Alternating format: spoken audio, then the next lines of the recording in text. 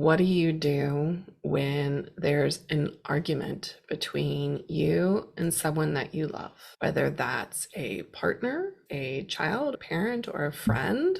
What do you do?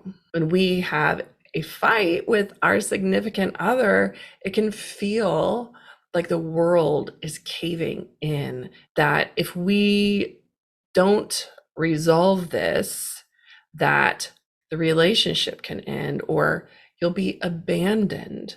In working with individuals and couples, I get a front row seat and I get to see how we create these images in our mind about how things are. We distort facts and we make meaning out of things to turn something small or something that could be small into something much bigger than it is. So what to do when you don't have both sides of the story and you're trying to help an individual person that has just had a big blow up, a big fight in their relationship that they want to resolve, that they're coming to you because they want some sort of help with. Keep on watching. The first thing to do is sort through facts, the things that we can say objectively happened. And then we have the subjective, the meaning that we made out of the things that happened. It's all of the dots, our mind connected, that's like, I think this is what's really going on. This is what they really meant. Maybe there's some sort of storyline that they didn't text me back because they were with someone else, when really we don't know what's going on. They didn't show up for this big event of mine because they don't really care. They said something mean to me. The facts of these situations are they didn't call me back. They didn't come to my big event. They said something mean. And in all of those situations, we don't know if the meaning that we're making is true or if we are reading between the lines and assuming that our assumption is right. You'd be surprised just how often people are making assumptions and don't even realize. The thought doesn't even occur to them that the meaning that they made in their head is anything other than accurate. So the first step is go over that storyline and pinpoint what is fact and what is an assumption. What is the meaning that I'm making here? Because as humans, we all do this. Creating a meaning that may or may not be true. We're doing it all day long. And it actually serves us, because if we had to sit down and make meaning out of every new thing that came our way, we'd hardly get anything done. We make mental models so that we can do other things and we can move forward in life. And very often those mental models serve us and other times they don't. So depending on each person's past experiences, their conditioning, programming, their perception, they're going to create different meanings about events that happen. So in that first instance of the partner not calling back, instead of, well, they didn't call me back because they're seeing someone else that has a more secure background would say, yeah, they didn't call me back because they're busy. I'm sure something came up. They're doing something else. There's multiple interpretations based on their past experiences, how their mind works, their particular programming, and their perception. Step number 2 would be to ask yourself, what is the most generous assumption that I could make right now? I'm making all of these assumptions. I don't know what's true, but in this moment, what's the most generous assumption that I can make? So if I didn't get that call or that text back, they got caught up with work, with their personal lives. Maybe they're hanging out with their child, not checking the phone, being really present in the moment. And that's why they didn't get back with me. And that's cool. I like that. With that second event that happened, they didn't show up for my important event, I could say it's because they don't care, they're selfish. Or the most generous assumption would be maybe they forgot. They got caught up in some other thing and couldn't let me know what's going on. Maybe I didn't relay the information to them very well and they think it's on another day. That third situation of they said something that was hurtful and they're really mean. Maybe they didn't mean to be mean. Maybe they were trying to be funny.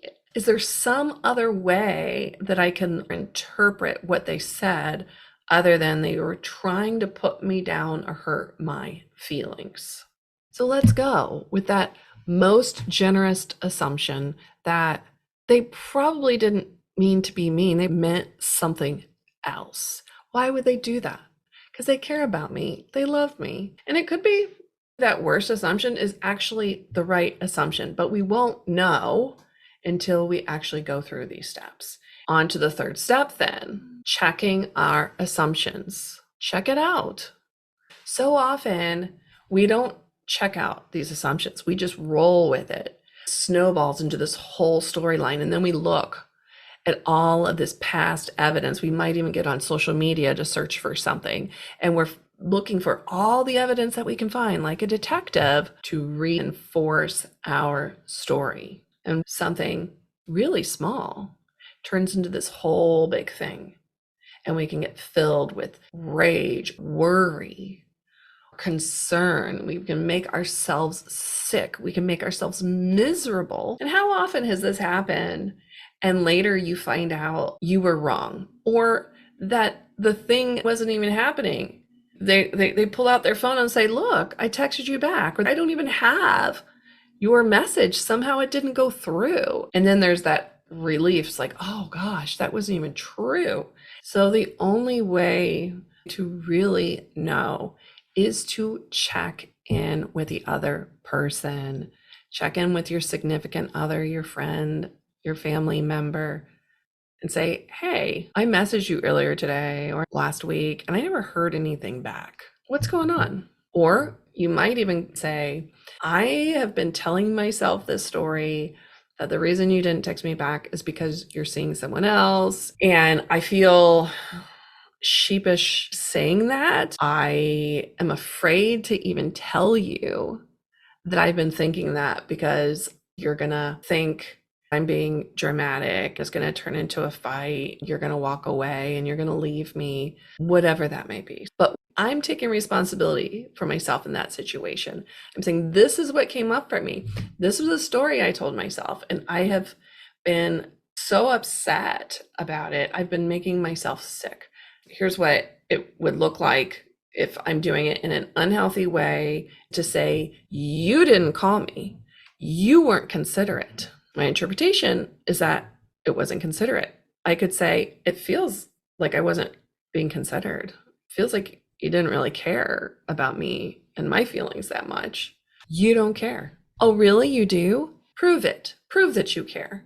And then it becomes toxic dynamics back and forth. It reinforces our evidence that they're a villain in our story, whether it's true or not. So separate the facts or the event from the meaning or interpretation, and then check those assumptions. Once we have a little dialogue back and forth, if our partner is responding compassionately, if they're listening to us, we might even say, wow, I made such a big deal about it because it reminded me of my past relationship. They would no show on me and I wouldn't hear from them for days and then pop back in like it was no big deal and sweet talk me. And I'm afraid that I'm going to end up in a relationship like that I'm going to miss the signs. And I recognize that those are my own fears. Those are my own projections. And that doesn't mean that's what you're doing. So this is all taking responsibility. So I'm checking my assumptions and taking responsibility. So the steps kind of go hand in hand. Checking our assumptions, which is doing the detective work to find out if it's true or not by asking the other person, and then taking responsibility for our part. These two really go hand in hand, because often when we're checking our assumptions, we're disclosing what our experience was like. And as we're disclosing what our experience was like, we're doing it from a place of being responsible. We're talking primarily from I. This event happened, and this is how I responded. And these are the actions that I took or didn't take based on it. We've all forgotten about important things. And so we can either hold it over someone's head forever to make them pay for it and never forget about it, or we can talk about it and let it go. And in between the talking and let it go, maybe we come up with some sort of game plan so that that doesn't happen again.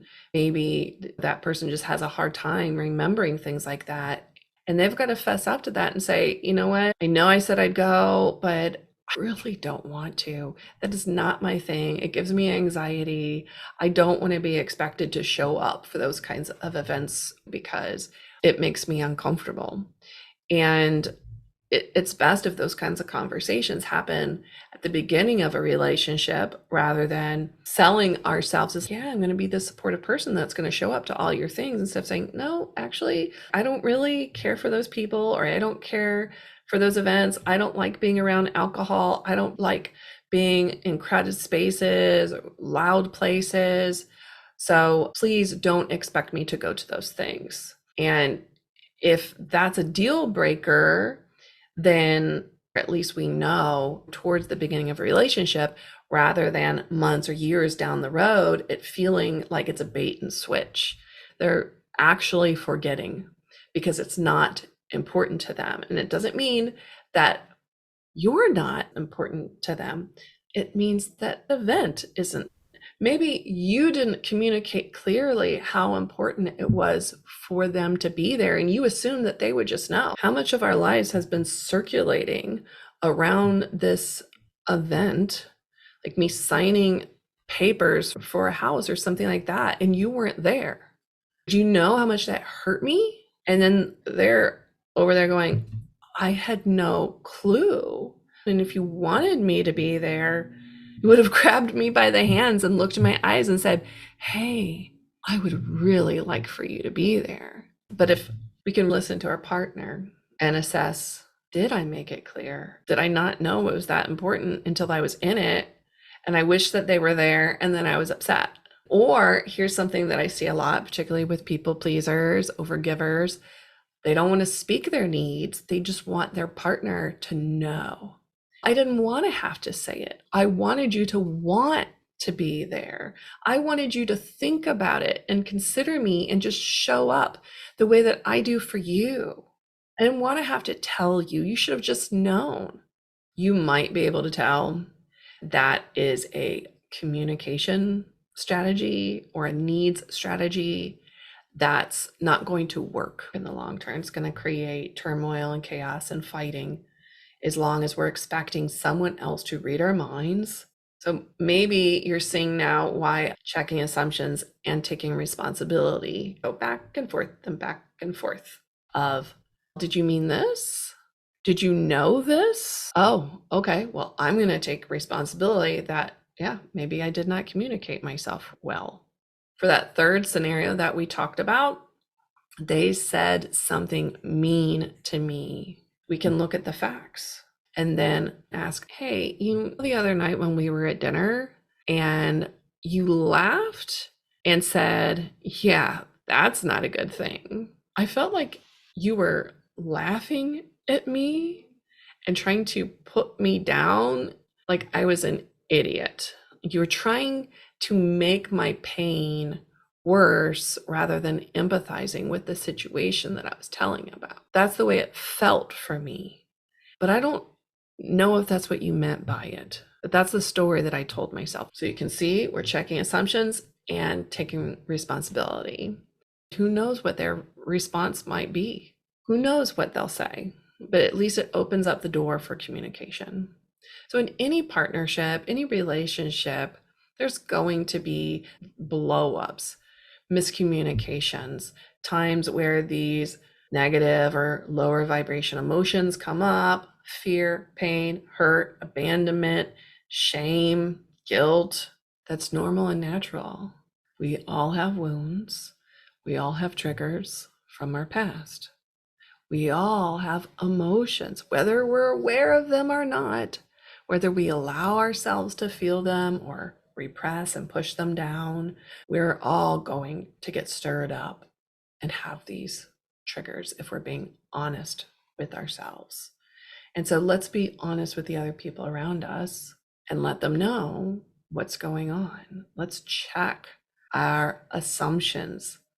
Notice, hey, I have this meaning that I'm making based on this unique perception that's informed by all of the past experiences that have ever happened to me. And if I've been hurt by someone in the past and something similar is happening, those same concerns or fears or hurts are going to arise. And so we have choices. We can either get into some back and forth argument that makes things worse until one of us surrenders and gives in and says, you know what, let's just move past this. I'm tired of fighting. I'm tired of feeling so painful. I just want peace. Usually it's one person that's the peacemaker and the other person allowing it but not putting in the effort. But when you've got two people that are willing to work at the relationship, if you find yourself getting into this bitter, angry back and forth, you can come back to the strategy right here of noticing, okay, there was an event or fact, and then there's the meaning that I made out of that. What assumptions am I making here? I can make the most generous assumption and base everything on that until I get more information. And once I get that information, then I can decide what to do. And if there's a lot of holes in someone's story and they're not willing to fill in those gaps, or maybe they can't, they're like, I honestly don't remember what I was doing minute by minute. You've got to decide what to do from there. As long as they're willing to listen to you, to have empathy for what you're going through rather than getting into a defensive place, which tends to be the default for most people. So keep that in mind. It doesn't mean that they actually did anything wrong. They just feel attacked. And so they're wanting to defend their innocence. Once we get that information, we can weigh out what we're going to do. Do we believe them? Do we need even more information to make a decision? Are we unwilling to believe, to trust, to have faith? Or are we so afraid to be vulnerable and surrender that we just want to hold on to this thing that's going to create distance from our partner, that's going to cause us to withdraw and withhold and not engage and give and love as much as we would if we had complete trust? And here's the thing with trust, it's not about trusting the other person. We never know what someone's capable of during their weakest moments. But what we can trust is ourselves. What we can trust and what we can work on building more and more trust in is ourselves. That no matter what happens, we can pick ourselves back up. We can heal. We can begin again if need be. If you're spiritual, also means trust in the universe, trust in God, trust in source, trusting that life is for me. Trust that no matter what painful or challenging circumstances that I'm facing, that I will get through it because I am supported by life itself. I'm not separate from that supportive power. I am it. It is me. I am a part of life itself. Life is going to happen as it happens. I'm going to find myself in all kinds of situations that I didn't design, yet what I have trust in is my ability to respond, to be responsible rather than these knee-jerk reactions that come from my programming. When I make mistakes, when I mess up big time, I can trust that I have what it takes to repair things, to be open, to be vulnerable, to say, I was wrong. I'm sorry. Will you please forgive me? I am resilient. I have that power within me. So that's what I can trust in. And when I can trust in that, when I can trust in myself and this greater power, life is going to do what it's going to do, then I can allow other people to be who they are and to do what they do. And when we can be okay with that, it makes it easier to confront those unknown, scary things, all of those stories and assumptions that we can be afraid to address because we're afraid, number one, of what it might mean if we're right. Number two, we're afraid that if we address a problem, that we're going to look like the problem. We're going to be called the problem. Number three, we're afraid that we're going to hurt someone else's feelings. Number four, we're afraid of how we're going to look, that we're going to look insecure, that we're going to look pathetic, like we're just causing troubles. So we are often afraid to address problems. Because of those things, that person might get sick of us. They might leave, and then we'd be alone, and we'd feel like a failure. We'd feel like we weren't enough. We'd feel unlovable. So we just keep sweeping things under the rug and not addressing things. When we can trust in our relationship, and at the least in ourselves and our resilience, that the universe is supporting us, then we can do what's necessary to live life in peace. Because until we address those unknowns, there's not peace. We want to strive for openness, honesty, and vulnerability. Because when we don't have those things, those build up and create problems for us in our mental health, our physical health, our ability to feel safe and secure in relationships, because there's just so much that isn't being addressed. So just to recap, number one, sort out the facts or the event from the meaning that we're creating. Number two, make the most generous assumption. Number three, check our assumptions. Number four, take responsibility for the things that you can take responsibility for. And number five, let go. You could also say forgive. Let go and forgive. Now, you might find that you can do this let go and forgive after step number two, a situation where they didn't show up for the event. I can make the most generous assumption, and in doing that inner processing, I can say, you know what? I really wasn't clear that I wanted them to be here. So I'm going to let this go. In that scenario, when our partner said something that I interpreted as mean, I could find the most generous assumption. Oh, they were just trying to be funny. They're trying to be supportive. When I really think about it, they're not mean-spirited. Any other time in the past that this has come up, I find that I'm making a mountain out of a molehill, not trusting them with my heart. I obviously can trust my decision that they're a good person. They've shown me that. I've seen the evidence. I'm just going to let that go and really let it go. If there has been some sort of wrong on their part, I can forgive. I might also take action. For instance, if they didn't text back because they were cheating, I can say, okay, I'm out of here. And when I've felt the grieving, the mourning, the pain, the anger, all of that, when I'm ready, I can forgive and let go. And this is a step that we don't want to rush. We don't want to do it because we feel like we're supposed to. We want to feel everything that's coming up, process it, and then let go and forgive. So that's what you do there. Those 5 simple, but maybe not so easy steps in how to resolve conflicts. Notice, where am I assuming and making meaning? What's the most generous assumption I can make? Let me check that out and take responsibility for my part. And then Yeah, where can I let go of things and or forgive? That's it. Let me know how this works for you. And if you have any questions, any specific relationship challenge that you'd like me to answer, pop it in the comments and maybe I'll make a video about that. Enjoy your day.